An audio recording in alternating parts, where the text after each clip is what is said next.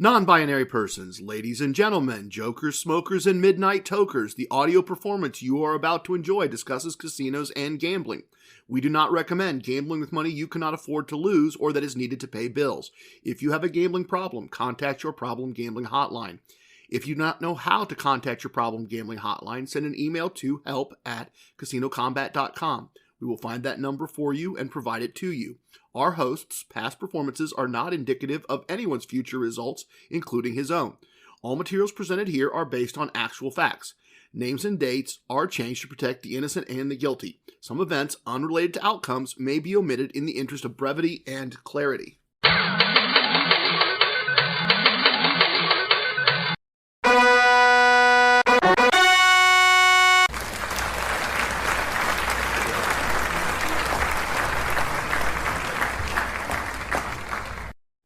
It's me, it's TRG, the Ramblin Gambler. Float like a butterfly, sting like a bee. TRG's Casino Combat Podcast is here to help you knock out the competition. We're going to teach you how to rope-a-dope the house and come out victorious in the casino arena. From Baccarat to Roulette, we're the greatest of all time when it comes to strategy and skill. Get ready to rumble with TRG's Casino Combat because we're the champions, baby.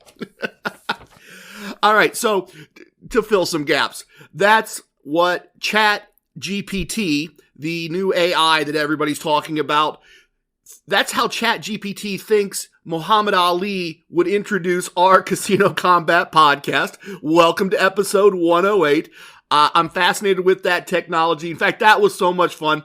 Yeah, let's do one more. Right? Let's just do one more real quick. Let's see how ChatGPT thinks Hulk Hogan would start the podcast. And Hulk Hogan would say, "Let me tell you something, brother. GRD is getting ready to storm the casino world with a brand new episode of Casino Combat. Get ready to step into the square circle of gambling and throw down with the biggest and baddest players around. From blackjack to craps, we'll give you the inside scoop on how to slam your way to the top. So grab your bandana, say your prayers, take your vitamins, because TRG's Casino Combat is coming for you, brother."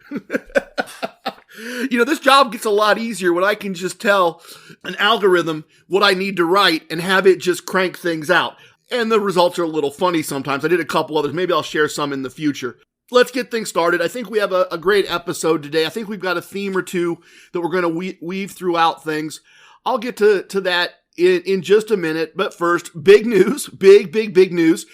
Just happened very, very recently, like just as I picked up the microphone. The Casino Combat Galaxy has a new Excelsior Brigade member. You may remember Alabama Renegade as the listener who used Casino Wisdom number 63 and planned around his promotions to take advantage of comps in both Las Vegas and Reno in the same weekend. He is getting ready to make that trip again. Cannot wait to hear about it. And he also figured out the real-world location of our home casino, Casino 2. And by doing that, became the newest member of the Excelsior Brigade. If you would like to join the Excelsior Brigade, you can. Just figure out the right casino name for my home casino, Casino 2, using the descriptions in the podcast. Do that in 3 tries or less, and you are in. So welcome to AR, the newest member. And as I said, we cannot wait to hear about his most recent trip. Next, back in episode 104, I had a lot going on. I had a smashed up car. I had messed up plumbing in a house we'd only recently moved into. I kept running into people that I know in real life and watching them lose and watching them know that I do what I do and not doing it, and swirl all that around. And we had a somewhat somber and melancholy episode, and I talked about the Ents, and not the tree creatures helping Merry and Pippin, not the Ents, E-N-T-S, the Ents, N''Ts, the can'ts, the won'ts, and the don'ts. People that either know what I do and have listened to the podcast and don't do it, or they won't do it, or in some cases, they can't do it. They don't have the skill, discipline, etc., etc., etc. But I read the post in our Facebook group that Billy with the great last name created, the Casino Combat Squad on Facebook. and I see the things we have going on Instagram, and the links to those things are on the website, casinocombat.com. If you want to follow us on Instagram or on Twitter, want to find our official Facebook page, or want to join the Casino Combat Squad Facebook group, I encourage you to do that. I encourage you to like, share, comment, join in, participate. That's how we grow. But I see all that stuff, and I realized that, I had a dark night of the soul, so to speak. But for every ent, every N apostrophe T out there, there's a bunch of ins. There's a whole bunch of ins. And by ins, I mean try in, learn in, work in, win in. For every one dude who met me in a casino, listened to 4 episodes, and won't really apply the things I've talked about, there is an Inner Circle member, VCPD, 8th to the ring, patiently doing it all correctly. And doing it well, I guess, if we're going to crib some lyrics there. There's an equine ensign, getting results that match my results, doing the things that I've talked about, and looking toward a future retirement where doing casino combat is part of his lifestyle and part of his income. There is Same Bet, making videos to share with the squad to understand the application of TRG4 to the game of craps. There's so many people out there trying and learning and doing that we vastly outnumber the Ents. And it took me a bit to get there. And into true TRG fashion, you hear what I'm thinking. I say that this is reality podcasting, and that's a great example of reality podcasting. Episode 104, you hear how I felt. And here we are in episode 108, and you're also hearing how I feel. And it's pretty incredible. It's pretty uplifting. It's pretty amazing. All, ABC, always be casinoing. That's one of our casino wisdoms. I am ABC all the time. I am always be casinoing because I'm constantly getting messages from all of you in various ways and forms and emails and private messages and all of those types of things. And there's a whole bunch of ins out there. And that is an amazing thing. And let's take the next step. Let's have the next realization there. Some of the ents who are can'ts are also trying and learning, and maybe eventually will be doing and winning. And some of the don'ts may get tired of losing and become an in at some point. Clearly, as I said, this is a journey for me, one that many of you have decided to ride along on. Not sorry I had a bit of a down moment, just grateful that there are so many of you out there who are ins, not ents. So, what is our battle plan for today? One of our squad mates posted a this is one of the most amazing questions I think we've ever received. And it's from a squad mate in our Facebook Casino Combat Squad group. And it really, really made me think when Billy passed it over. It really got my brain working. And I'm going to do a question segment to respond to that. I am going to do a Core Koncepts segment and talk about the loneliest number that you'll ever do. None of this matters without results, so I'm going to do a results segment and talk about a couple of weeks of regular gambling. And finally, I have a big treat for you. In the virtual VIP lounge, we have a guest today, Michael Feldman of the Premier Casino Hosting Group. He's going to teach us about what he does and how he does it. Trust me, if you normally stop me when we get to the VIP lounge, if that's not something that interests you, you want to learn what Michael is going to teach us today. You really want to hear what he has to say. He has a vast amount of knowledge he is going to share with us in a very short amount of time on that topic. If you don't listen all the way to the end of the episode, you miss, in my opinion, the very best part. Our Casino Combat podcast theme song, the Casino Combat Blues, plays at the end of each and every episode now. So there we go. That's the battle plan. Let's get started with questions my sons ask. What? My sons ask questions about gambling. Listeners ask questions about gambling. Squad mates in our Facebook group ask questions about gambling. And boy, oh boy, do I have a great question that was submitted to the Facebook group. This is just amazing. And I may paraphrase a little bit here. Billy passed it over. But the question was, would it be better to play lower limit blackjack at 6-5 and Meta-Martingale, or play higher limit blackjack with 3-2 payouts and not martingale? For example, $10 compared to $25. This is just an amazing question. This is just an incredibly good question. Let me take a quick pause here. If you're new, your head is probably spinning. TRG4, win more, keep more, Meta-Martingale. What is all this? What are these people talking about? Well, if that's the case, if you're listening for the first time, if this is your first piece of content or you haven't listened to a lot of episodes, all of this is explained in episodes 62, 63, and 64. I have a variety of wagering systems that I've developed over the years, in my never so humble opinion, the best of which is TRG4, win more, keep more. And if you layer on top of that TRG3, yes, I invented them in the wrong order. I numbered them the way I invented them, and in hindsight, I wish I'd have numbered them differently, named them differently, invented them differently. Life happens the way life happens. But TRG4 is explained in episode 62 and 63. In episode 64 is one of several places I've explained the idea of the Meta-Martingale. And there is a playlist on YouTube called TRG Wagering Systems on the Casino Combat YouTube channel. And there is video where I demonstrate all of this, where I walk through it and explain it in a variety of ways with real-life gambling situations. Real life. Computer-generated gambling situations. That's probably a more accurate way to say that. So that information is all there. I encourage you to become familiar with it. If you go to CasinoCombat.com and click on Fred and go into the Fred section, Inner Circle member East Coast Emissary has been kind enough to make a set of flowcharts or decision trees, whatever you would like to call them, that will walk you right through the process, that will take you step by step, each and every decision that you need to make. So this is, as I said, a great question, a really great question. And I'll be honest, when I first looked at it, I kind of felt like one of those computers in the early Star Treks where Spock would make them just go nuts and smoke would fly and sparks because they were confronted with two different conflicting sets of data. And I felt a little bit that way.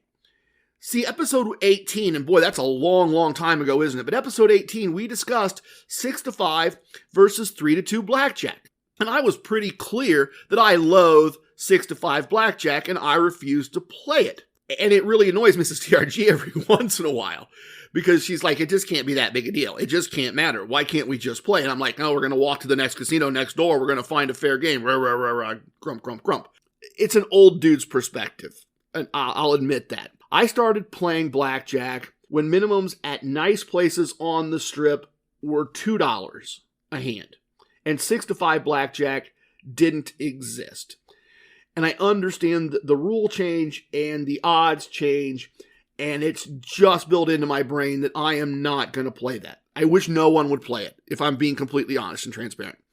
I wish no one would ever play it. I wish the game would go away. If we reach a point in the future where that's the only wager, I'm not sure what I'm going to do exactly. I've considered that a couple times in the past. But let's put my bias aside. This question is not, is 6-5 Blackjack a good thing or a bad thing for gamblers? That is not the question, and that's not even what makes this question interesting.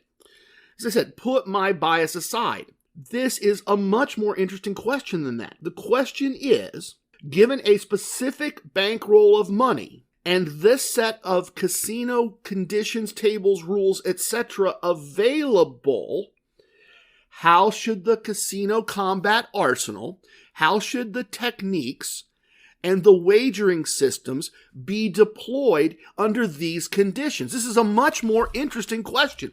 This is TRG. Here is what I have available to me. How should I best approach it? That's what this question is. And that's a much more interesting question, as I said, because that's a real world question. That's a real world application, not of how I live my life, but how this listener has an environment available. And is it better to get a slightly better rule set and not be able to use the Meta-Martingale, or to, in some cases, take an inferior rule set and a less than ideal, let's not say inferior, let's say a less than ideal rule set, a less than optimal rule set, and be able to Meta-Martingale? What's the better approach? So let's start with the math. Using wizardofodds.com as a source, that's my favorite. If you don't like it, let me know what you like better. That's kind of my go-to. But using wizardofodds.com as a source and some very generic Rules of Blackjack. The house advantage at 3-2 Blackjack, if you play correct basic strategy, is an expected loss for the player of roughly 40 cents per 100 wagered. And that's a wishy-washy number amongst experts if we're being honest. Tweak one little rule and that number goes up or down. Allow splits 4 times or 3 times, the number changes. Hit soft 17, don't hit soft 17 as the dealer under the house's rules, that number changes. So let's use 40 cents per 100. For 6-5 Blackjack, with all the other rules remaining the same, the expected loss for the player jumps to $1.90. $1.90 without running through all the numbers, but $1.90 per 100 is a bigger house advantage than either of the 2 Baccarat bets. It's a bigger house advantage than pass, don't pass on craps. It's a smaller house advantage than even odd red-black on a roulette table. It's about the same as a game I just saw recently called The New Nine, which is it's not quite as robotic as Baccarat, but it's not nearly as complex as Blackjack, and it has none of the splits and doubles. A very beatable game, by the way. And so, in that context, $1.90 per 100 isn't horrible. So less than $2 per 100 is not a big house advantage. And it's not that much more than the house advantage on those other wagers as I mentioned. It's not, in my opinion, an unbeatable house advantage number. That's me putting my bias aside in favor of math. So TRG Wagering System 3, the Meta-Martingale, and as I said, I wish I had invented those in a different order, leverages a larger bankroll and risks a larger single day or single session loss to take some of the choppiness out of the results. With just TRG4 at a $25 table, there will be more losing days / sessions, but those losses will be smaller. And I'm basing that off my historical data. There will be more months with a cash loss that needs to be made up with comps and gifts because of the choppiness of the outcome. I'm sorry, I'm stuck on this a little bit. This is a brilliantly nuanced question. So many layers. And I wish we were sitting around a bar, having drinks, and really kicking this around. Not just having me monologue about this. This really is about the conditions, as I said, and how to deploy the arsenal. So with the numbers in front of us, with the math in front of us, with the acknowledgement that with just TRG4 and no Meta-Martingale, you'll take more losses, but they'll be smaller. And the results will be kind of choppy up and down, and that you will have more losing months, but the losses will be smaller, so more easily made up with comps and gifts. Let's take a look at a couple of scenarios. Let's take a look at a couple made-up fictional scenarios. And the first one is, the casino is several hours away, has a hotel with nice amenities. Generally, $25 players are going to get decent comps. $10 players, not so much. I'm going to assume from that visits are going to be at most once a week. In this situation, you could decide to play TRG4, win more, keep more, at a $25 level. You would accept that there will be some winning and some losing months, and that with the comped food, gifts, rooms, free bets, etc., most months will be winning months in terms of the entire relationship you have with the casino. And you will live a fun casino lifestyle, and you'll have a blast, and you'll get invited to concerts and all those kinds of things. But on a pure cash basis, you will have a loss after expenses some months. And some months will be great, and you'll win a lot of money. Second scenario, a casino you can get to quickly and regularly, multiple times a week. And the goal is as many cash profit months as possible, and comps don't really matter so much to you as a player. It's a different way of seeing the relationship. Same tools, same arsenal, applied slightly differently because of a slightly different scenario. And here, as much as I hate to say it, starting at the $10 6-5 table and being able to Meta-Martingale starts to make sense. One of the core concepts, wagers with the smallest possible house advantage, and an appropriate bankroll of money suitable to the wagers you're going to make. In that scenario, being able to Meta-Martingale makes sense. Starting at the $10 6-5 table makes sense. My data says it will generate more cash winning months after expenses than just doing TRG4 at a $25 table. In this scenario, your Tier 1 wager is $10 with a $100 buy-in, a Tier 2 wager of $20 with a $200 buy-in, and a Tier 3 wager of $40 with a $400 buy-in, for a total of $700 at risk for the day. And on a losing day, you are probably around the $600 number unless things go really, really sideways right at the beginning and right at the end. You need one of those where you make the second wager, your tier 1, you make the second wager because you lost the first one, you make the tier 2 wager, you get a couple splits and a double, and you're at a negative exit very, very quickly if you don't win. And then maybe the same thing happens at tier 2, and then at tier 3, you get right to the end and you're almost at a negative exit and you have that split double again and you really get crushed. But other than that, you're going to have some negative exits where you're not -8, where there's something in the win stack. It's going to mitigate a little. You're not going to go full -7, lose every chip every time. That's not going to happen. And you would, of course, apply ECE's Casino Wisdom number 40 and always play the best rules your wager will get. So you'd play the tier 3 wagers at the $25 table to get the 3-2 payout, right? So you'd make that move. You do the first tier at the $10 table, 6 to 5. You move to $20, you're doing 6 to 5. At the point where you had to go to tier 3, much like I often follow ECE's Casino Wisdom and move into a high limit room, when I get to my tier 3, you would in this case move to the $25 for the tier 3 table. And if this was me, I'd be doing the math and considering, could I expand the bankroll just a little bit? Could I add another $150 to the money for the day? Could I do that? Would my bankroll allow that? And you don't want to stretch. You don't want to gamble with money you cannot afford to lose. You don't want to gamble with money you need to pay bills. But if you could go another $150 a day, then you do tier 1 at $10. And then you get aggressive. You do tier 2 at $25 and tier 3 at $50 so that you're moving to those 3-2 tables when your wager will allow you that better rule set. I'd be wondering if I could. And if you can't, fine. As I said, don't stretch if you can't, but that would be an option to kind of hedge a little bit there. The other consideration here is one of the core concepts. Win a small set amount and leave. If you're going to Meta-Martingale and you're going to start at $100, your small set amount should be between $80 and $120. Can you be satisfied with making, call it $100 as a day's pay number? Is that okay with you? Because I'll tell you, one of the things, I've watched it mess with a couple people. They apply all the things I've talked about, and then they go, well, that's not enough. I didn't win enough. I'm going to keep playing because I'm here, I'm in the building, and I didn't win enough. And enough is different for everyone, but if $100 isn't going to be okay for you, if you're not going to be able to just get up and walk away, at least from the table and ideally from the building if you're doing this all the time, and say, cool, I did it, I feel satisfied, I feel happy, I won my $100, then this all starts to fall apart. But remember my scenario. Casino you can get to quickly and regularly, and the goal is to make as many cash profit months as possible by leveraging the Meta-Martingale. $100 a day? Let's keep the math simple. 5 days a week, $500 a week, $2,000 a month, and every 6 weeks, you're going to lose about $700. That sounds pretty good to me.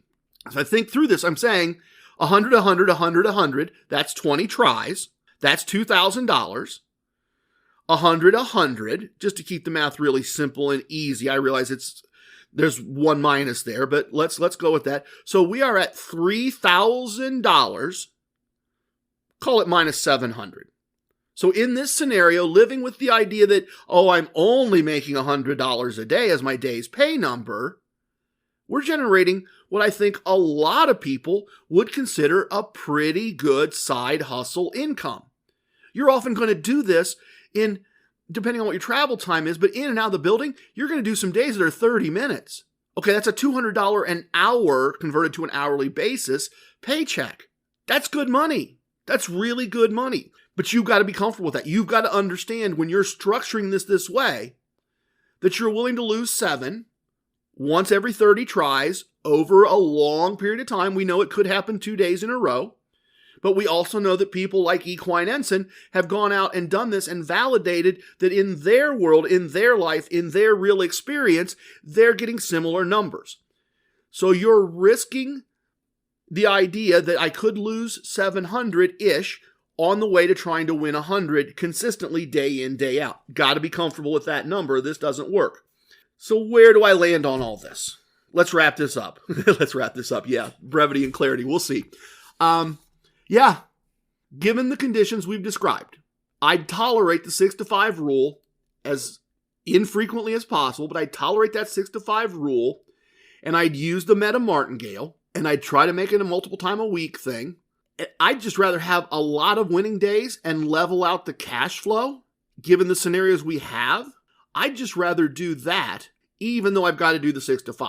All right, I said wrap it up, and I said this is an interesting question. I'm still dealing with the math in my head. It's all just still going through my brain. I can't wrap this up yet. Let's continue to apply the core concepts. Let's continue to think just a little further on this amazing question. We want to make wagers with the smallest possible house advantage. $1.90 per 100 is not the smallest house advantage available to us, I suspect, in the real world casino this question is based on.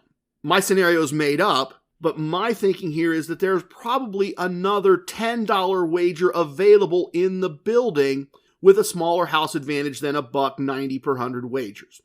Is there a bubble craps machine where I can play a $10 unit size? Is there baccarat or craps at a $10 unit size if there's not bubble craps? And if there is, that's where I'd start. I wouldn't get focused in on, I'm going to play blackjack, and because I'd be playing blackjack. I'm getting way sideways here, but why do I play blackjack? Because 30 years ago, I read the math, and it was the smallest house advantage. It was the easiest game to beat by memorizing a chart because the house advantage was so minuscule. That is why that's one of the core concepts. So we're not hung up on blackjack for the sake of blackjack. We're hung up on blackjack for the smallest possible house advantage. So if the bankroll says the starting unit size for the Meta-Martingale needs to be $10, the question is, what's the smallest house advantage we can get for $10 per wager? Is there bubble craps? As I said, is there baccarat or craps? Is there a $1.10 wager to start the process that has a smaller house advantage than $1.90 per 100? I don't know this listener's casino. I don't know this squad mate's casino. I don't know the casino that this question was based on. But you see my point. If $10 is the wager that we need to make to start the Meta-Martingale with the bankroll we have, then I'd do the day this way, and I'm basing this off my local casino. I would walk in, I would do the first tier of the Meta-Martingale at a bubble craps machine. And if I got to my day's pay number, if I got to my 8 to 12 units, then I'm walking away. Good job. Day well done. Not really playing for the comps anyway, probably. I'm playing for the money. I don't need the comps to level me out as much because I'm going to have less choppy days. And okay, fine. Now, if I lose my 8, 9, 10 units doing that over a couple machines, over a couple games with a break in between to look at the fountains or the Buddha statue, then I try again with a $20 unit size. Or if I had that extra money to put into the bankroll, now I move to the blackjack table. But let's say I didn't have that extra money. Take a break, record my results, go to the bar and get a root beer, sip the root beer looking at the fountain, walk by the Buddha statue, rub Buddha's belly. I understand that's supposed to be good luck. I don't know, don't believe in luck. And we're back at a different bubble crafts machine. We're trying again at a $20 unit size. And we may have a losing session, a winning session, a losing session, a winning. We may do 2 or 3, air quotes, tables. But if we don't get to the point where we have all the money we started with plus a day's pay, fine. Now we go to the blackjack table. Now we're playing the $40 hand. Sorry, forgot my model. Now we're playing the $40 unit size with the $400 buy-in, and we're trying to come back with the Meta-Martingale. That would be, for me, the optimal application of the entire casino combat arsenal, assuming that there is either a bubble craps, a craps table, or a baccarat table with that lower limit available, with that lower dollar size amount available. And there, we could look at it a different way. Boy, I told you this is a great question. I told you my brain's just spinning like tires in the mud in Alabama. you could then look at it a different way. You could look at your bankroll and you could say, what if there is no bubble craps? There is no $10 Bach. There is no $10 full service craps table, full normal standard craps table. Are those available at 15? Could we stretch our bankroll that way? Could we do $15 Bach as tier 1 and then $30 Blackjack as tier 2 and then $60 Blackjack as tier 3? Would that be a possibility? That's the interesting thing about this question, isn't it? We are taking all that we know, all that we've talked about across 107 episodes, all the various techniques, the bets we know have small house advantages, the wagers we know that if we do this right, we can beat with some consistency, and we're deciding how to apply all of that material to a very specific casino situation. This is brilliant. And this is something VCPD is likewise going through, right? We've seen his patience. We've seen his brilliance. We've seen his focus and dedication. He is analyzing a brand new casino and sorting out how to apply all of this. Great question. Just, give me 2 bourbons and have 2 with me and sit around the VIP lounge with me. And we could just talk about this for hours. We really could. I love this question. Thank you so very much. What's next? What is next? I got wrapped up in the question. Oh, let's take just a minute and then we will do one core concept segment.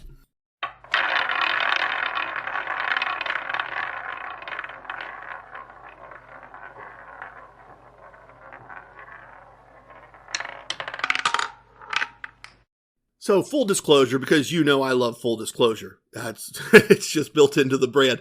Full disclosure, I almost did this as a moment of concept segment and kind of bent things around each other to kind of make this point in a fancy, kind of crazy psychedelic 70s mind bending way. And I decided that's not what I want to do, because I don't like disagreeing with some of the greatest poets of our time, or at least greatest poets of my time. I don't. But one is not the loneliest number that you'll ever do. It's not. I really want you to think about something. This is a very, very simple truth. The easiest thing to win is 1. The hardest thing to win is infinity. Let me say that again. The easiest thing to win is 1, and the hardest thing to win is infinity. And I knew that instinctively, but about a year ago, I decided to start collecting data to prove this, as much as my small amount of data can prove anything. So what I started doing, I added a box on the app, and it just was asking the question, was 1 unit won? Yes, no. This is regardless of the outcome. I didn't change how I played. I still used the same wagering system. I still used the same process. The question is, was there a moment, even if I finished minus 8 units, was there a moment in time where I was plus 1 unit, where I could have walked away up 1 unit? And so I collected that data.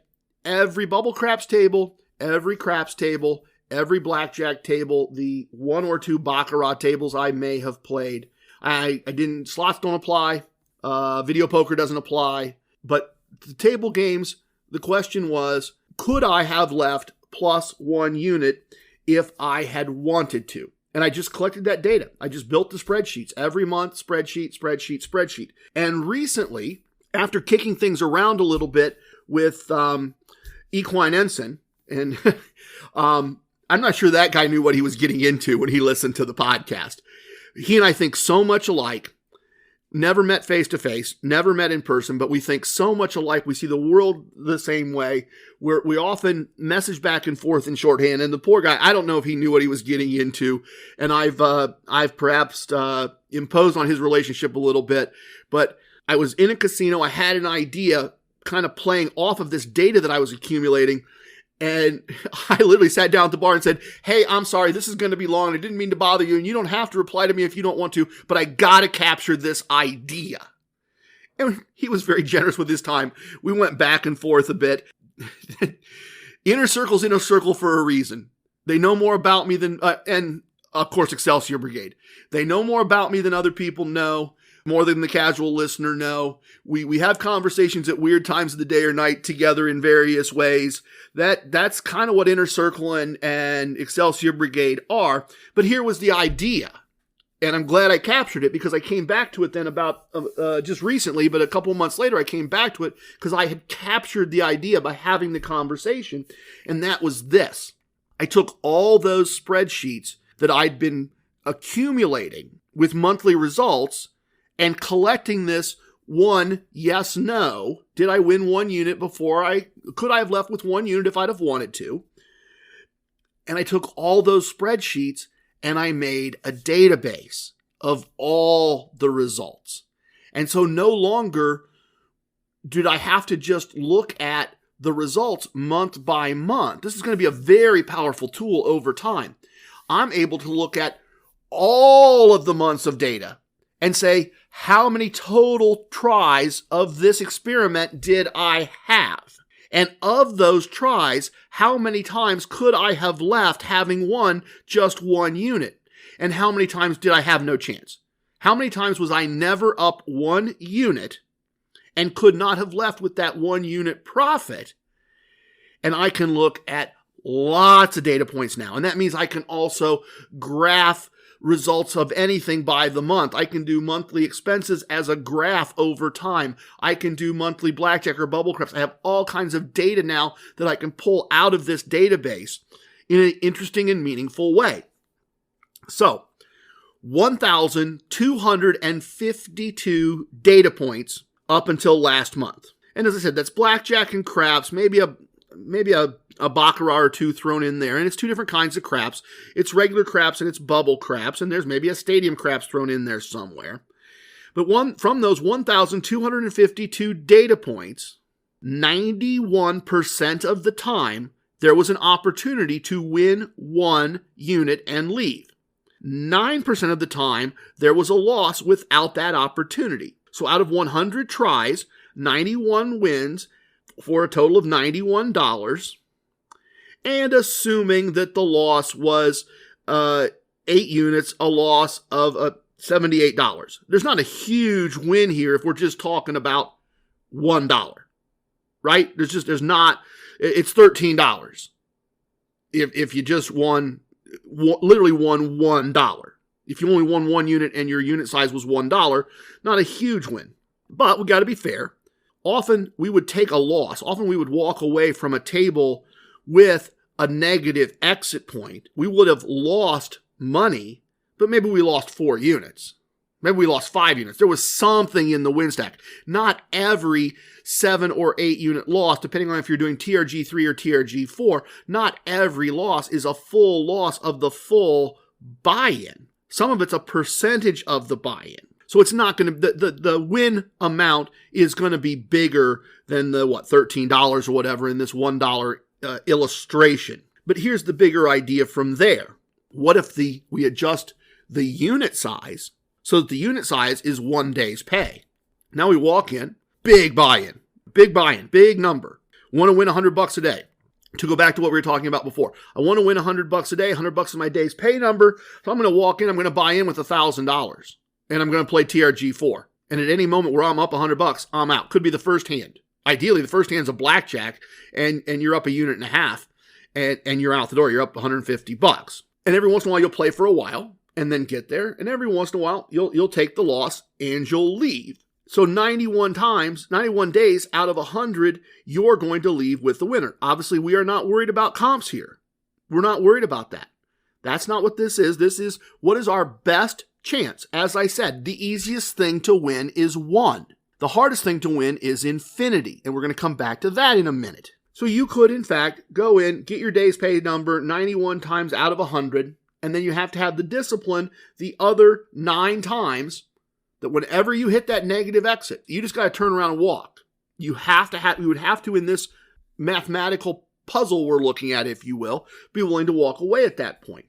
And you could then, if you had the bankroll and the confidence, well, now we can make the unit size $1,000 a day. We just got to put together $30,000, right? $40,000.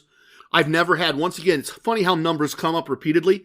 I've never taken more than 2 back-to-back tables where I didn't win at least one unit at some point.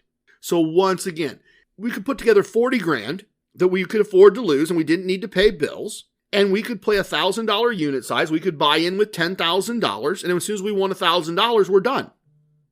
And then we could put that money aside. We could make plans with it. We could set it aside for taxes and future losses and all of that. Over time, we'd build up the bankroll to the point we could start pulling most of that $1,000 off every day because we'd be comfortable that we had enough set aside. And we could make it $10,000. Going to have trouble finding probably places that'll take $10,000, but maybe not. Maybe you live close to Atlantic City or Vegas and you could do a $10,000 unit size. Now that gets to be pretty fun. I mean, you need hundreds of thousands of dollars in your bankroll to do that. The other place I think this idea could be really, really, really fun is if you put together the bankroll around $100 unit size. You structure everything for your Vegas trip around having a unit size of $100.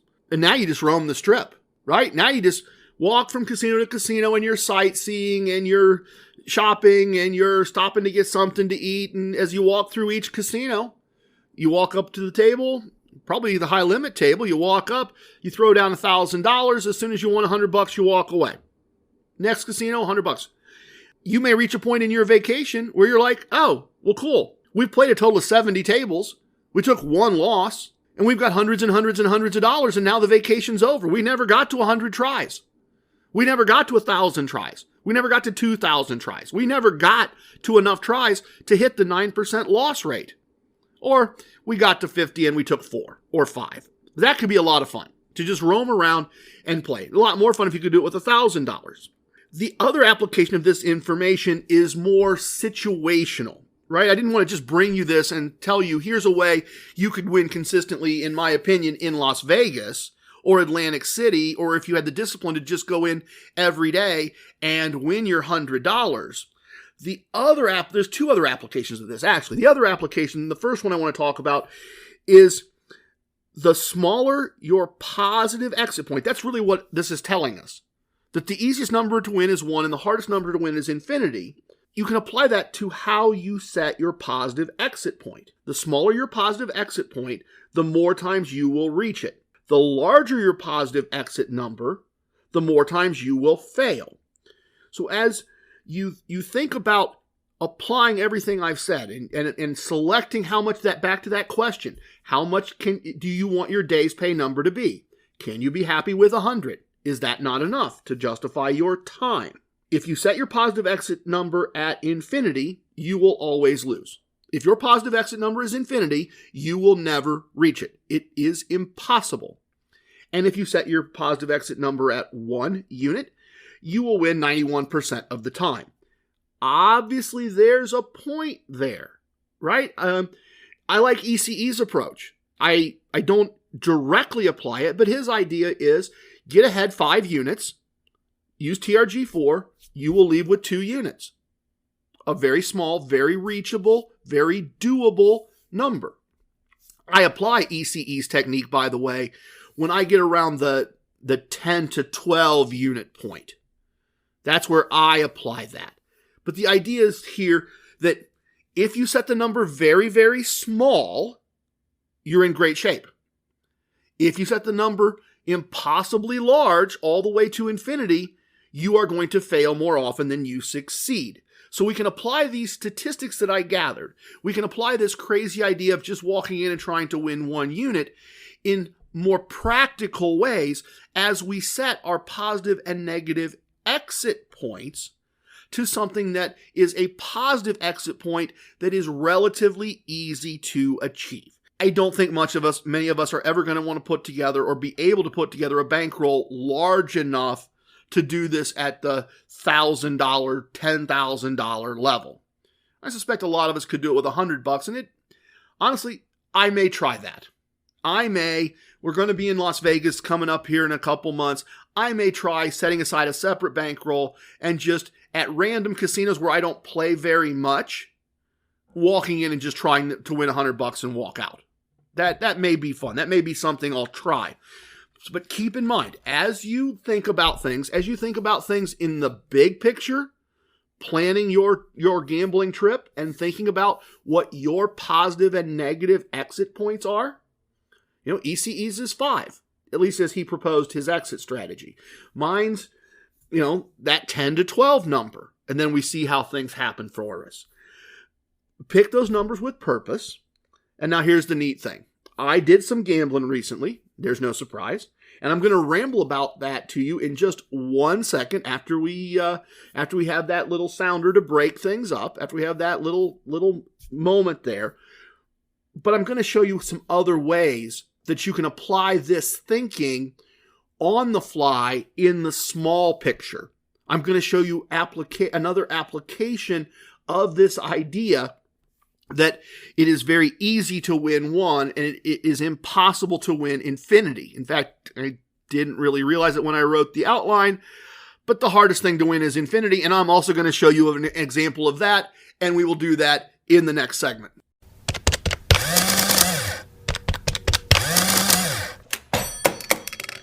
When I outlined this, I laid it out as a results segment. We did do a bit of traveling. We did take a weekend and go down for a couple nights to Casino One, the casino where it all started. Had a couple of comped nights, had some money to use for some comp food, had some match bets and some free slot play. And we did go down for a couple of days. Yes, to live a casino lifestyle, honestly, to give Mrs. TRG just a little break, to get her out of the house and into a vacation, if you will, mindset, into a resort mindset, and just get a little time away. And that is a wonderful thing. It is a truly wonderful thing. She has lots of coworkers and girlfriends who would love to just travel a short distance and check into a hotel and eat room service and restaurants and go to the pool or go to the spa, but it's too much money. It's too much money to just do all the time for no reason. We can go to dinner right here. Why do we need to go someplace? It changes your point of view when you can do it, A, for free, and then B, with a high probability that you will return home with more money than when you left. That is a lot about what this podcast is about, the ability to do that. And we have, as you've seen, plenty of opportunities. And then to just go sideways completely from the outline. It's interesting because I was messaging last night with Equine Ensign, and he was asking kind of about bankroll over time, how the bankroll had grown over time, and how pre-podcast table limits might have been selected differently than during the podcast. We're going roundabout on a variety of things.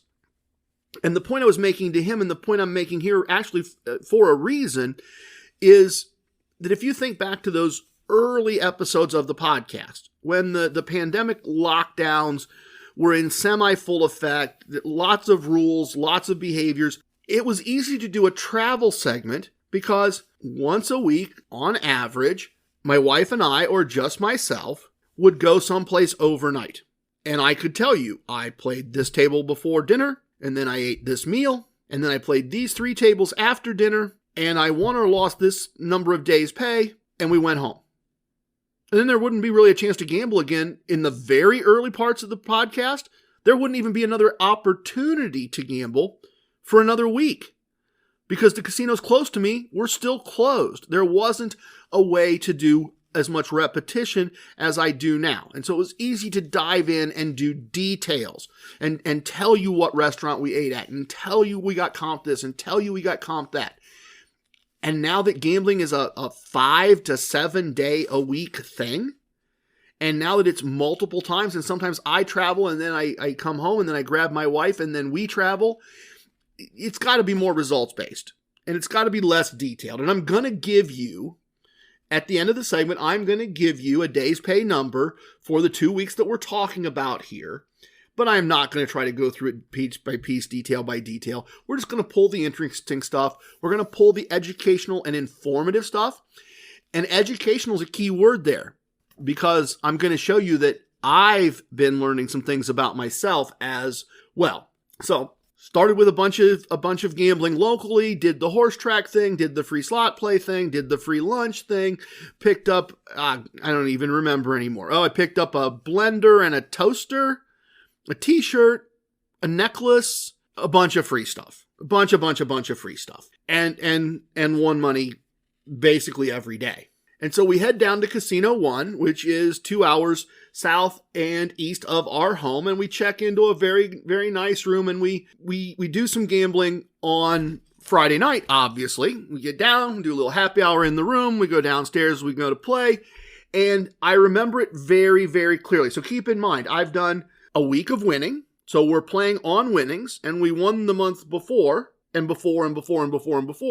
And so there's a very clear point in my memory, and there's a very clear point in my notes where I set aside the money I had started with, the buy-in amount, and I set aside another chunk of money, and I put in my notes, as I remember it, and I documented it, okay, now I don't care anymore, the drinks are free, I'm just going to have fun with the rest of the money.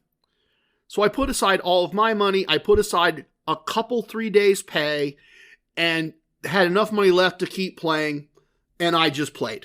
And we just played and stayed up late, and had a blast. And so I wake up the next morning, a little bit disheveled, as you might imagine, and Mrs. TRG is still asleep, and I'm a little groggy and a little foggy, and I go over to the desk, and I look at the desk, and there's all these chips laid out in very nice little stacks.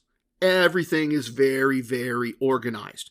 And I go, yeah, that's right. Yeah, I put this amount, this is the money I bought in with, and then I put this amount of money aside so that I had the right number of days pay as a win, and then I had this other money to play with. Oh, well, I guess I really didn't win much of anything. Oh, well, still won more than 3 days pay. I know I put numbers in for Mrs. TRG. I know she won some money. That's probably in her purse. Cool. All is right with the world. All is good for Team TRG after night one at Casino 1. And so I get showered up. I get cleaned up. Mrs. TRG is saying she's going to sleep a little more, and then she'll get in the shower, and then we'll go get some food. And I say, great, I'm going to go down and do some things. I got a couple things to take care of, kind of administratively, and let me know when you're ready. And so I'm getting suited and booted, and I throw the vest on, and I reach in the right-hand pocket of the vest, which is generally not used for anything, and there's a bunch of chips. There's a bunch of chips. There's another 10 days pay in chips in that pocket. And I'm like, wow. And so then I dig into the app, and I go, oh, that's right. And here's the part. Despite the fact that I kind of went, okay, done being serious TRG professional gambler, just going to have fun with my wife, I had still documented it all. I had still documented another 3 or 4 tables. I had still documented the unit size. I had still made notes for myself. I had still done all of that. And Mrs. TRG is like, you're still here? And I'm like, yeah, I'm sorry. I tell her the whole story I just told you. And she goes, oh, yeah. Did you get the chips out of my purse? And I go, you have chips in your purse? She goes, yeah, because you remember I went over to play Heidi's Beer House, and I had those chips, and you said your pocket. I was like, okay, yep, I actually remember that, and I'm checking in the app. Yep, sure enough, it's all written in. Everything, all the paperwork got done correctly. All the bookkeeping got done correctly, despite being kind of in fun mode. And so she's got another over a day's pay in her purse in chips. And so I go down, cash all that in, collect all that money, and that's a great thing. I did a little gambling, didn't really matter either way.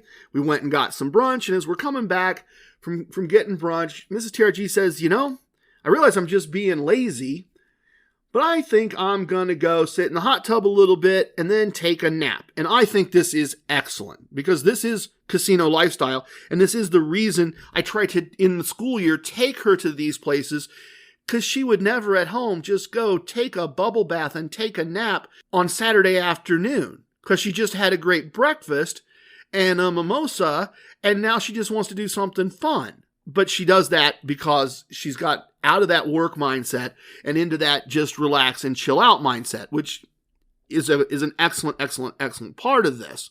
But what happened, right? What happens? I'm feeling invincible.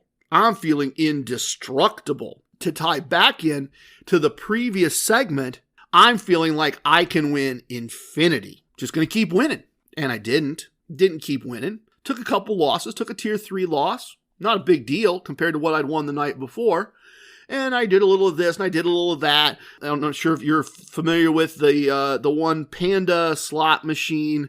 It's kind of like the Phoenix slot machine, but there's a Panda and there's a Little Devil. That's what Hot Stuff, right? So there's a Hot Stuff Panda machine, and I wrestled with that stupid Panda for like 45 minutes. Hit several different kinds of bonuses and this and that, and never using TRG slot strategy El Numero Dos, never got anywhere close to winning just enough to walk away. Wrestled and wrestled and wrestled, and ended up taking a loss there. Not a ruin of my trip, not a ruin of my month, but I gave a lot of that surprise. Oh, that's right, you won 10 days pay.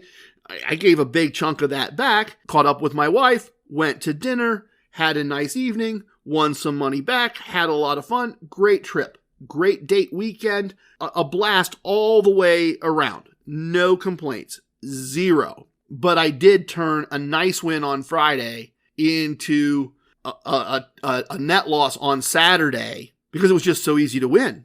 It's just so easy. I just do it all the time. And then the other thing I want to note here is I want to look at Mrs. TRG's results. And we don't do that. I don't break out hers and mine. I just do ours.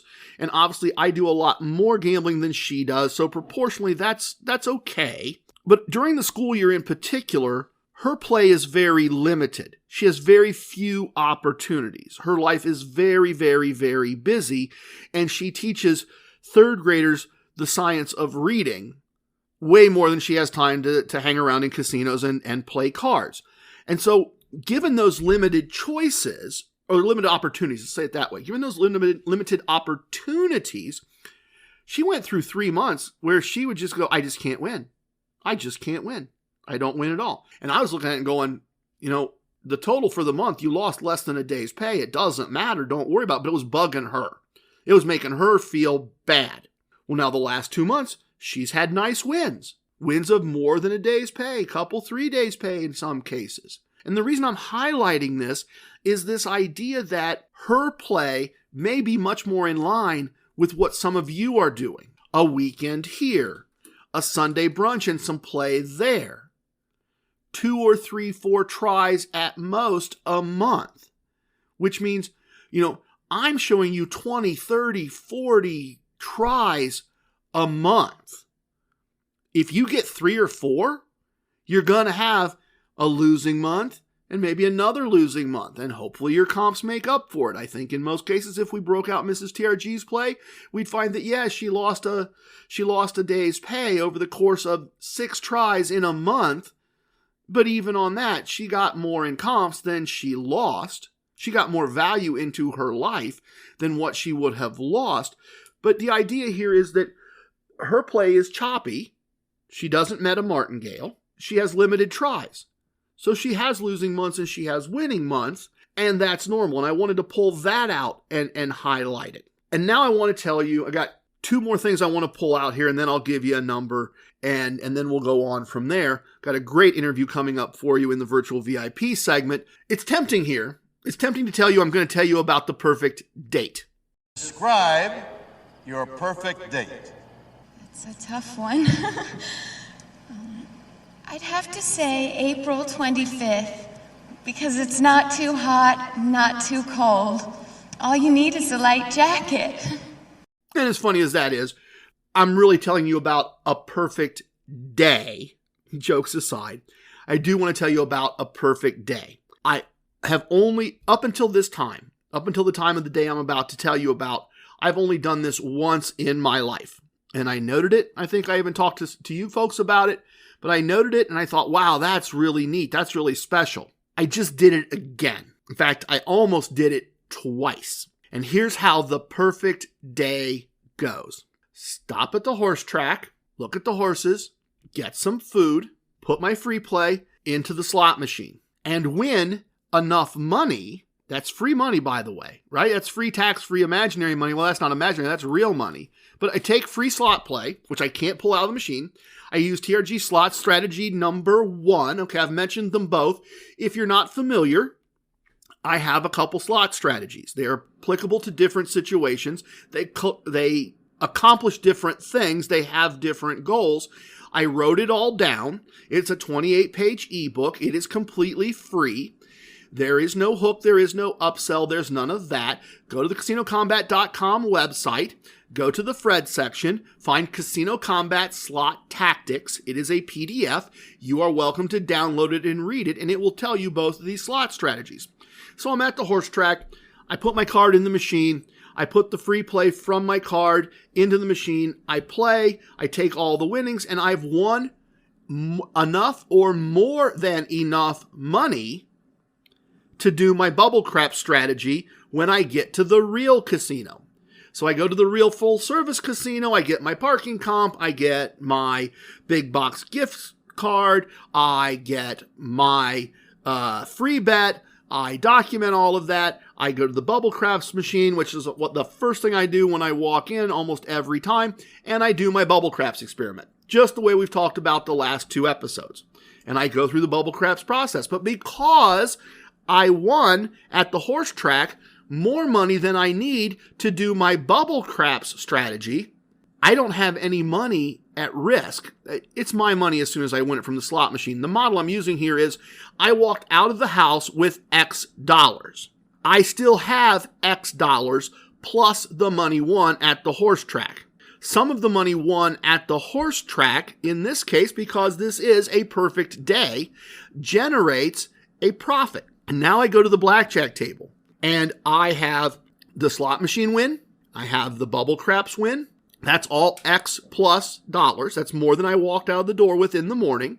And I certainly buy in for the full 10 units at the blackjack table. But now, because I'm aware of this, now because this is happening for the second time ever to me, I'm watching.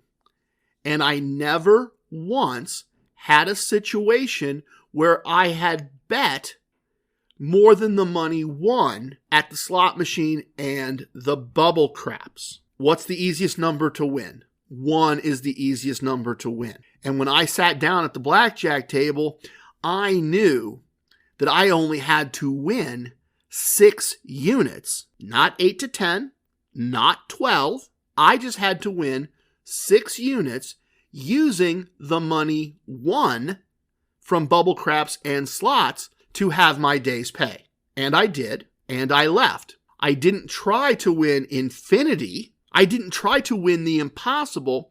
I tried to win the very small number, relatively speaking. I never use, I told you, the ECE has this technique of using, if he wins 5, he's going to leave with 2. I respect it. I love it. It's a brilliant bit of thinking, and I apply it myself. But in this case, I just said 6 is a relatively easy number of units to win. I'm going to win 6. I'm going to have my day's pay. I'm going to stop and say hi to Gabriel and Spike Dice that I saw on the way in. I'm going to talk with them, and I'm going to walk out. From the moment I left the horse track to the moment I left my local casino, that includes about a 15-20 minute drive. Total, hour and 15 minutes. Day's pay, hour and 15 minutes. Never put any of the money I left my home with at risk. It was all house money. I tell you, I have told you, I've been telling you for approaching 3 years now that the casino will give you money to gamble with. This perfect day, which I've done twice, is an excellent illustration of that. They gave me some free money to play slots. I used the free money playing slots to win real money. I used the real money to win more real money playing bubble craps, and then I turned that combined amount of money into the other few units I needed to have a day's pay, and I left, and that is a wonderful, wonderful hourly rate. Now here's the interesting thing, and something that I do want to get into in some detail as we wrap up this segment. That happened on like a Monday or a Tuesday. Fast forward to Thursday. This Thursday is interesting. My work wrapped up around lunchtime. I had free slot playing at the horse track. I go to the horse track. I win enough money to play bubble craps. Barely. Playing bubble craps, I win again. Now I have enough money to try to have 2 perfect days in the same week. And I fell just short because there was a 3-unit bet, which was the last 3 units of the money won slots and bubble craps. And I had to double it. And the double came from my own money I had left the house with. And I won that total of 6 units. And that total of 6 units won put me over the day's pay number and should have wrapped me up for the day. Should have been done on that Thursday the same way I was done on that Monday or Tuesday.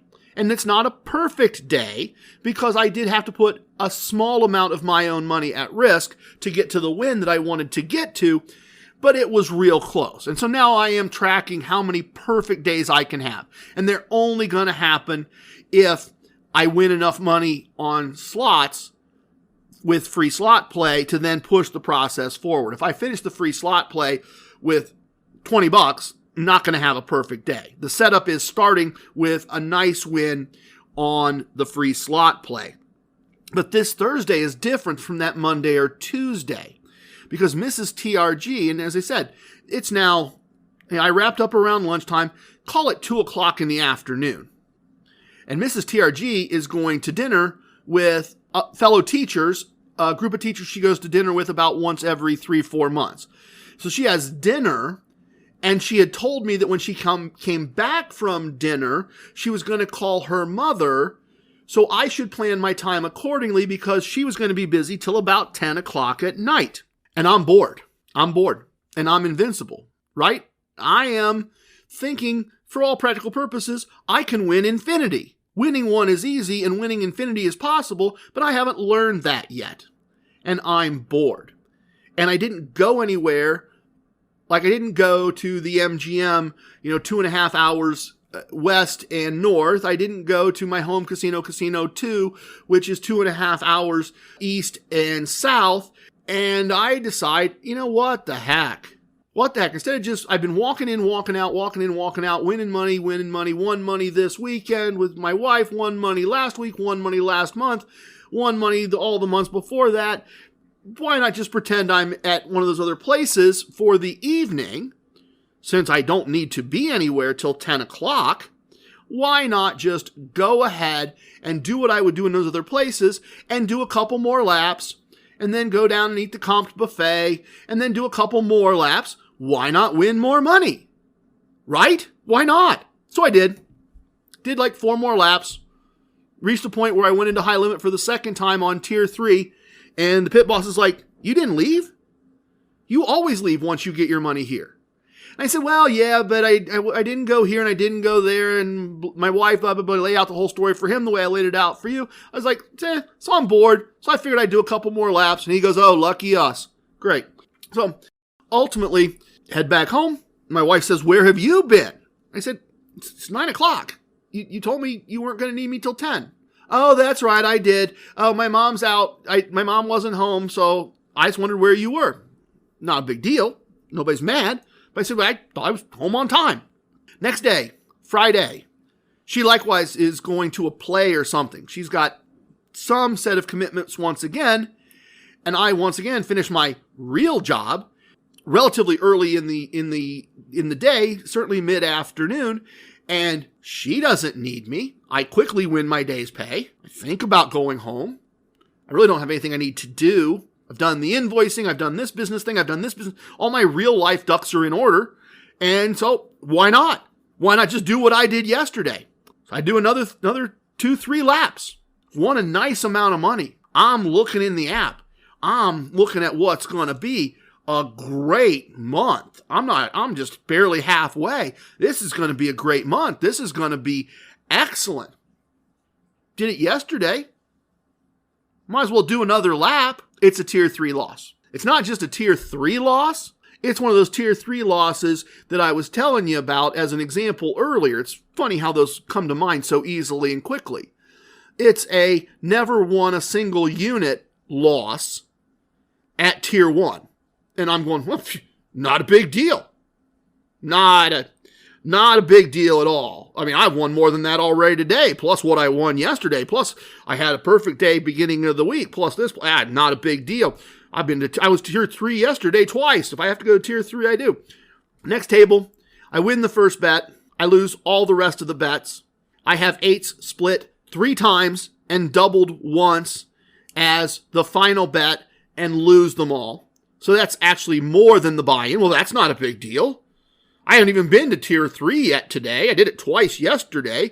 I'll just go to tier 3. First tier 3, hit the negative exit. I've lost about 4 units. So now I'm actually not really ahead for the day at all. Now I've kind of ruined the whole day's win.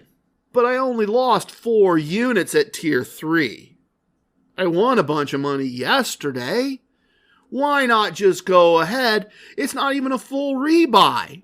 You've got plenty of money, TRG. You'll pull this out of the ditch. It's no big deal. You don't have anywhere to go. So I throw another $400 on the table and I rebuy. And once again, hit one of those splits and doubles and it doesn't go well. And now we're done. And we've lost more than what we won for the day. We've lost more than just the normal, 4 or 5 days pay that you would have lost if you hadn't done the rebuy at tier 3 because it's only 4 units. It's a pretty big slap upside the head. And I left, and it's not the end of the world, but I wanted to highlight this because there's a couple things going on here. One, this is the illustration of me not trying to win infinity, but it is an example of me feeling indestructible, unbeatable, so used to winning that I just think it's going to happen every time. This is a process. This is reality podcasting in every sense of the word. I am still learning. I am still making mistakes. The game of casino gambling is still teaching me lessons, and lessons that may be useful to some of you. The lesson I'm learning from the trip we took and from the gambling from boredom and arrogance that I did is that those are emotions that I need to lock down as well. We talked in a moment of concepts a while back about the idea that I've developed all these techniques, I've developed all these concepts as a way to control innate normal human behavior and put it on lockdown. I learned to make rules to control myself so I didn't do the things that humans often just normally do. The negative emotions, the greed, the gluttony, the jealousy, the anger, all those negative emotions. And now what the game is teaching me, see, I never got to this point, right? I never in my life till now got to the point of being able to feel indestructible. I never had this kind of documentation on winning. I wasn't, pre-podcast, I wasn't able to say, oh, I won money last March. I won money last April. I won money last May. I didn't have those records. And those records are making arrogance. And those records are allowing me when I'm bored to go, oh, what the heck? I'll just do it again. I'll just do it again. I'll just do it again. Forgetting that I'm not invincible. I'm not unbeatable. Losses are going to happen. Losses do happen on average about once every 30 tries. Which means if I piled 30 tries into a week, it's going to happen once a week.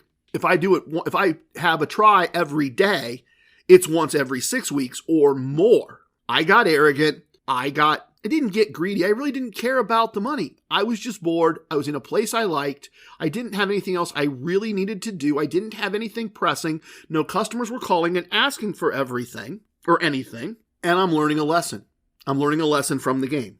I've got to evolve as a player to the point, let me say it a different way. I've evolved as a player to the point where those emotions that were never a factor before are a factor now. And I need to recognize them as they are happening and control them the way I control other things. And if my track record is any indication, I may stumble here or there, but over time I will start to recognize and go, TRG, you're just feeling indestructible. You're not. Control that. Apply other techniques to that. I will. That'll happen. And as I always hope, as I always express, I share my flaws and failings in the hopes that some of you learn from them and don't have to make the same mistakes. I am trying to be your cheat code. I am trying to tell you this new thing that happened to me so that if it happens to you, you win 4, 5, 6, 7, 8, 9, 10 tries in a row, and you say, well, I can do this all the time. I always win. you don't always win. You can't win infinity. If we apply the lesson from the previous segment, winning one day is easy. Winning infinity days is impossible. Right? It's the same lesson all over again. As above, so below. The things that apply in the small world apply in the larger world. The things that apply at the quantum level apply at the planetary level. It is easy to win one day. It is impossible to win infinity days. And I just learned that lesson the hard way. How do we do? Honestly, we had a good 2 weeks. A bit more than 15 days pay in 15 days. That's not bad. The reality is, with a little more self-awareness and a little more knowledge and a little more skill, it would have been a lot more than that. I'm off to a good start after expenses. Mrs. TRG contributed as well. It's a good month. It's a month that, unless things go really sideways, we should be very happy with the next time we get together in the next episode and sit down in the VIP lounge together and crack a root beer and talk about the results. It's looking like we're going to have pretty good results to talk about. But the lesson is, it could have been a lot better if I'd have been a little smarter, a little more skilled, a little more self-aware, and a little more knowledgeable. That's the lesson from this 2 weeks. At least that's the lesson for me. All right, let's pop some bottles. Let's get that champagne going. I have an excellent guest for you in the virtual VIP lounge, and that's next. A little bit of the bubbly. Welcome to the most must-listen-to segment in casino lifestyle podcasting. Each and every episode, the Casino Combat Virtual VIP Lounge, the segment where you get to hear the Casino Combat theme song as we wrap up the segment. Our Virtual VIP Lounge has the best virtual everything virtually all the time. Lana stopped by, provided some of her pulled pork for the virtual buffet. Help yourself. Unfortunately, T-Rex informs me that we are out of virtual artisanal orange soda today. Not sure what's up with that, but we will try to work through that. As always, fix yourself a virtual plate, pour yourself a virtual drink. Casino VIP lounges are a great place to hang with friends. If you can, press pause, join me for a drink, make yourself something to eat. I'm a little off-brand today. I'm having a 0-calorie beer. Not, as I said, my normal style, a bit off-brand, but we have a guest with us today, and I need to be sharp to do this interview and do it well. All right, everybody, we are very fortunate today. I told you we would have a guest in the virtual VIP lounge, and we do. Independent casino host Michael Feldman is with us today. Thank you very much for being here, Michael. Oh, my pleasure. Thank you for having me. Excellent. I always say that I don't know everything about gambling. I just want to know everything about gambling. So I didn't realize that there was such a thing as an independent casino host. I mean, I've had hosts at various properties in the past. I've talked to hosts when I needed something. But what's an independent casino host, and how is that different, if it is different, from an in-house casino? So an in-house host works for that particular property, and they work for the casino. Their job is to make sure that the casino's protected, and they work to make sure the guests in that particular casino that they're getting what they need, they're getting what they want, they're getting the comps that they need, and they're happy. As where an independent host such as myself, my job is to bring in new guests. My job is to make sure that the guests that I bring in, they're happy and they're taken care of. So the in-house host, their job is really a 9-to-5 job, and they're not really looking out for their players. They don't really care so much about their players because they don't work on commission. They're a salary-based paying job, as where I work on commission. So it's in my best interest to make sure that my clients are well taken care of, that they have what they need. So yeah, it's two completely different jobs. It's completely different positions, and yeah, completely different. And it sounds like the focus is kind of two different places as well. Obviously, I'd rather have a host that's focused on me, not on the casino. Yeah, and the other thing is, as an independent host, I have so many different properties, and I think this is going to go into the next question you have. I don't know if you mind me jumping into it. Oh, no, by all means, go ahead. I definitely want us to understand what your portfolio of brands looks like. Sure. Yeah, so as an independent host, I have a huge portfolio of properties. So let's take Caesars, for instance, because that's my main brand of casinos. An in-house host, let's take Paris, for instance. They work for Paris in Las Vegas. They don't work for any other property. Me as an independent host, I have a contract with Caesars. So I represent all Caesars properties and all Eldorado properties, which is now an affiliate of Caesars, nationwide. So you as a client, it's almost like a one-stop shop for all of your Caesars needs throughout the country. So you no longer need 50 different phone numbers for 50 different casino hosts. You just need one. Yeah, I'm not trying to remember the name of that guy. I met him in New Orleans. Where's his card? Where'd I put it? That's not the guy I called to go to Atlantic City. That kind of thing. Exactly, right. You want to go to New Orleans. You want to go to Vegas. You want to go to Lake Tahoe. You want to go to Atlantic City. All you need is one phone number. Perfect. Well, and speaking of that, I saw online, just saw online today, that you're getting ready to do a trip to Kansas City. We are. I saw it coming up. And so you were talking about, for qualified players, plane tickets, limos, hotel rooms, food. You may not want to be too specific on this, I guess, or maybe you do, but what kind of action are you looking for to qualify a player for a trip like that? Well, it's a very loaded question. It's a very complicated question because so much is going to depend on the property, the market we're going to, what's included. Sometimes when we go to Kansas City, which is one of my more enjoyable places to go because they treat us so well there, sometimes, like in this particular trip, they're going to put us up in a beautiful suite. They're going to comp our airfare. They're going to comp our limos. They're going to comp our dinners. But we're not going to be doing... So last time we went, we had tickets to the Chiefs game, and 20 of us went to the game. We had tickets in the luxury box, and we had some tickets field level. And when we do something like that, the requirements are a little bit higher because it's a very expensive deal to get onto the field and into the luxury box, and it includes food and alcohol and, all of that. Right. This time we're going in March. We're not going to the Chiefs game, so the requirements are a little bit less. So typically on a trip like this, you're looking for roughly a $2,500 theoretical for the trip. Now, I know you're going to ask me what a $2,500 theoretical is. Well, I'm going to ask you only because I'm going to operate on the assumption that while I think I know and understand it, there are a lot of listeners that have never heard that term. So if you don't mind, yeah, please. Not at all. So a theoretical is what the casino is anticipating that you're going to lose in a given trip. So there's something called an average daily theoretical, ADT. And an average daily theoretical is calculated by your average bet multiplied by the length of time you play, multiplied by the house edge for the game you're playing. And your average daily theoretical multiplied by however many days you're there is how they come up with a theoretical for the trip.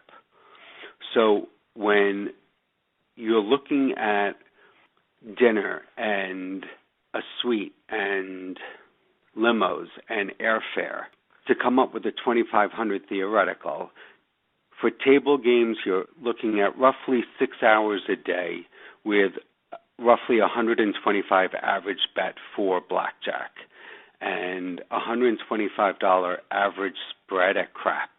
That's usually what they're looking for to get that type of trip for a weekend.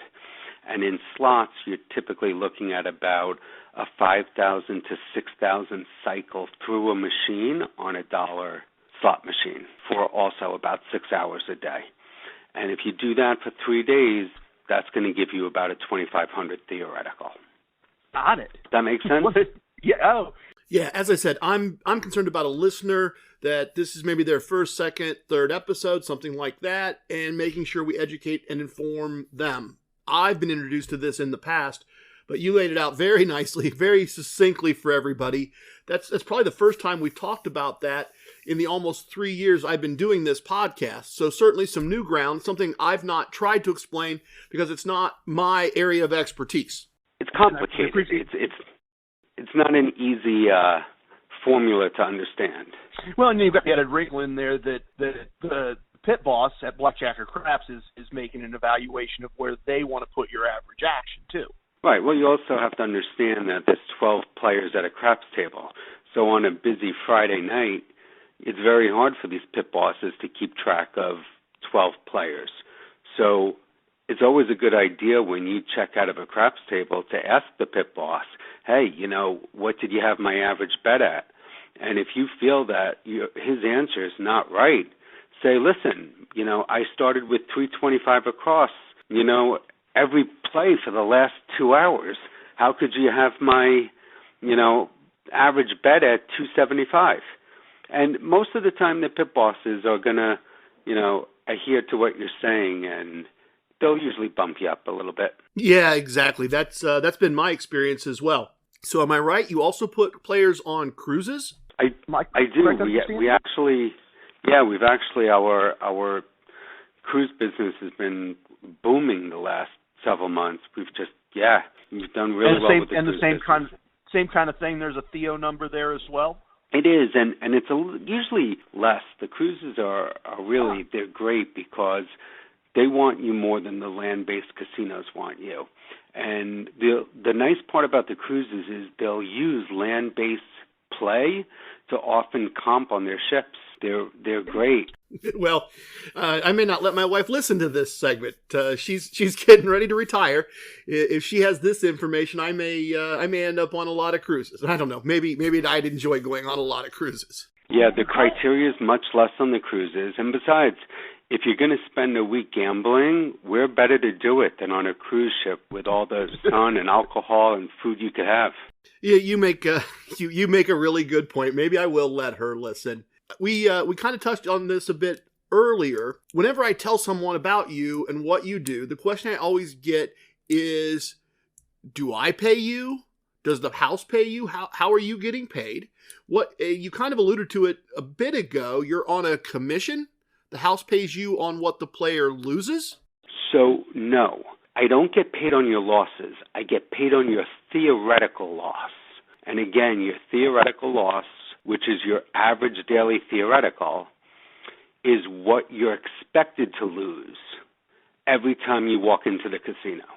So, listen, there's a house edge, okay? These casinos aren't built on your wins. They're built on your losses, right? So every time you walk into the casino, you're expected to lose. Now, people win, right? If people didn't win, they're not going to come back into the casino. But you're expected to lose when you walk into the casino. And again, that expected loss is your average bet multiplied by the length of time you play multiplied by the house edge. There's different house edges for different games. So if you play blackjack with perfect strategy, the house edge is only 0.5%. If you play roulette and you play the outside numbers, that house edge is, 12.5%. So I get paid on your average daily theoretical, what you're expected to lose when you walk into the casino. I want you to win, because the more you win, the more you're going to bet, the more you're going to play. The more you bet, the more you play, the higher your average daily theoretical. I get commission based on your average daily theoretical. So I want you to win. I don't want you to lose. Perfect. I get it. So, are you a gambler as well? I am. Okay. I am. Yeah, I've been a gambler my whole life. It's in my blood. It's in my family's blood. Yeah, my whole life. Are you allowed to gamble places where you're a host?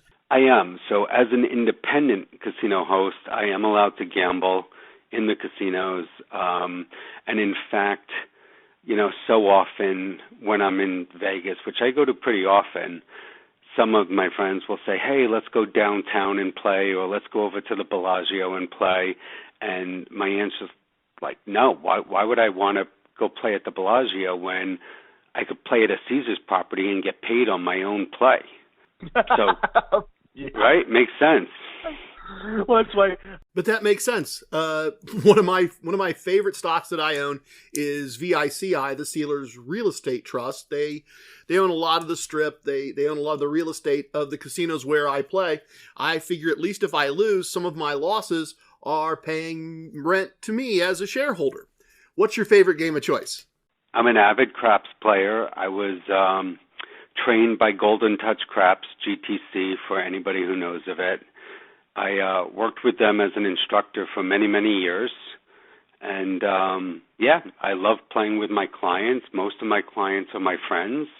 And, I love playing. In fact, I'm going on a cruise leaving Sunday. And most of my clients are craps players, and I'm looking forward to playing with them. That sounds like an excellent job.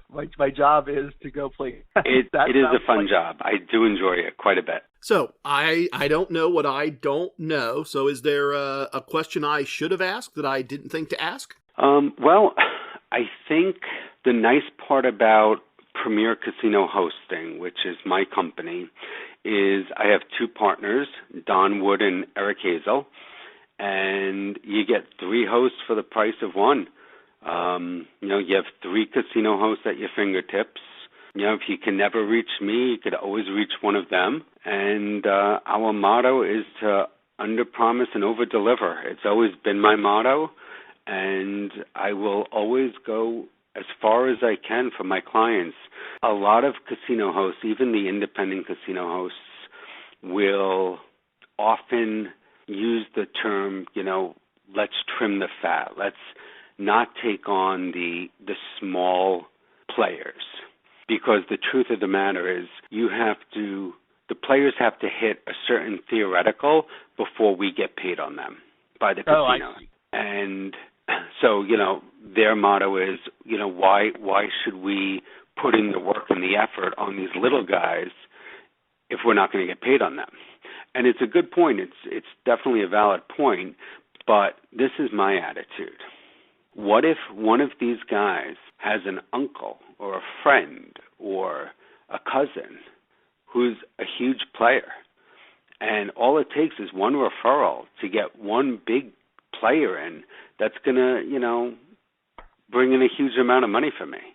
So I treat every one of my players as if they're, a whale. I go out of my way and, I'll do anything for them. It doesn't matter how big, how small.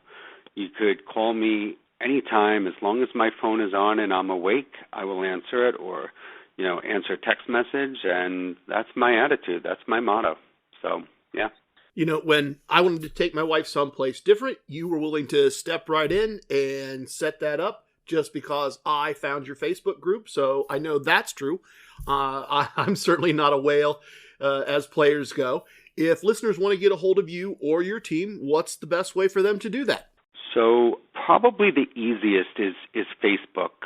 I think we have a great outreach on Facebook. You could reach us on our name of the company is Premier Casino Hosting, and you could reach us right on Facebook at Premier Casino Hosting. You could reach us on our website. My email is my first initial last name, which is M.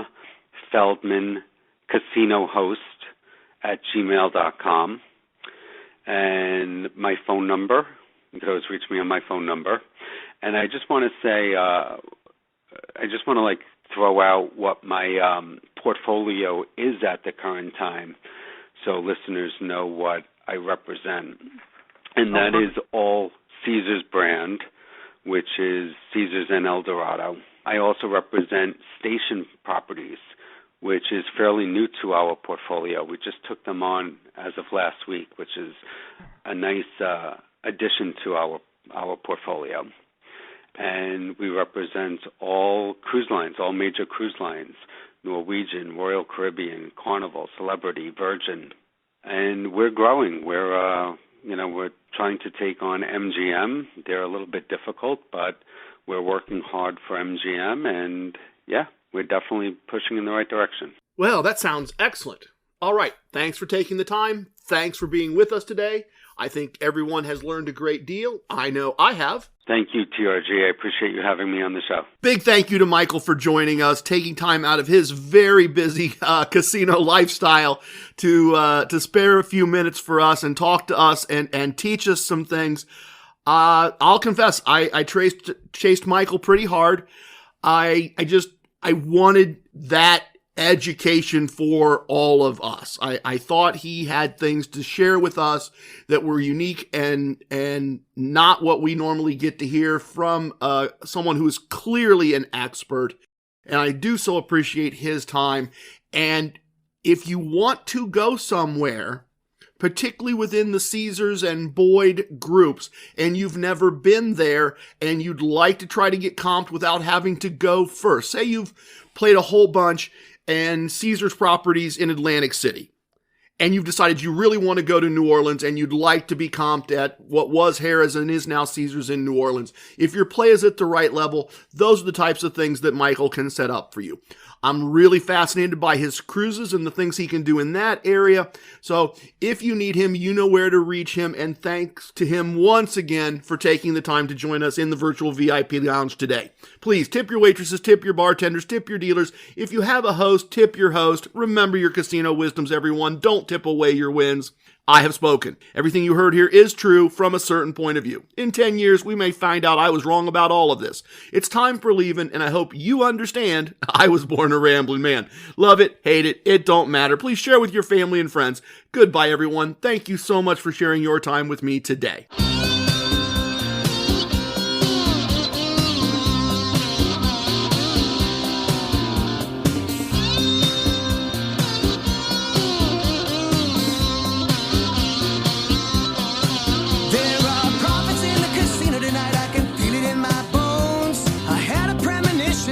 You should probably play alone. I know the house has that advantage, but that's part of the thrill.